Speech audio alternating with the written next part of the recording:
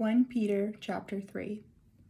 Wives, in the same way submit yourselves to your own husbands, so that if any of them do not believe the word, they may be won over without words by the behavior of their wives, when they see the purity and reverence of your lives. Your beauty should not come from outward adornment, such as elaborate hairstyles and the wearing of gold jewelry or fine clothes. Rather, it should be that of your inner self, the unfading beauty of a gentle and quiet spirit, which is of great worth in God's sight. For this is the way the holy women of the past who put their hope in God used to adorn themselves. They submitted themselves to their own husbands, like Sarah, who obeyed Abraham and called him her Lord. You are her daughters if you do what is right and do not give way to fear. Husbands, in the same way, be considerate as you live with your wives, and treat them with respect as the weaker partner and as heirs with you of the gracious gift of life, so that nothing will hinder your prayers. Suffering for doing good.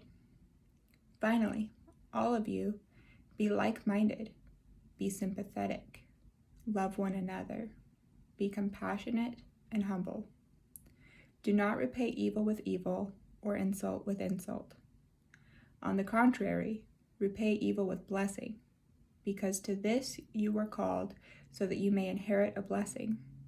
For whoever would love life and see good days must keep their tongue from evil and their lips from deceitful speech. They must turn from evil and do good.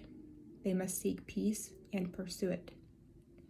For the eyes of the Lord are on the righteous, and his ears are attentive to their prayers. But the face of the Lord is against those who do evil. Who is going to harm you if you are eager to do good? But even if you should suffer for what is right, you are blessed. Do not fear their threats. Do not be frightened. But in your hearts revere Christ as Lord. Always be prepared to give an answer to everyone who asks you to give the reason for the hope that you have. But do this with gentleness and respect, keeping a clear conscience, so that those who speak maliciously against your good behavior in Christ may be ashamed of their slander. For it is better, if it is God's will, to suffer for doing good than for doing evil. For Christ also suffered once for sins, the righteous for the unrighteous, to bring you to God. He was put to death in the body, but made alive in the spirit. After being made alive, he went and made proclamation to the imprisoned spirits, to those who were disobedient long ago, when God waited patiently in the days of Noah while the ark was being built. In it, only a few people, 8 in all, were saved through water, and this water symbolizes baptism that now saves you also. Not the removal of dirt from the body, but the pledge of a clear conscience toward God.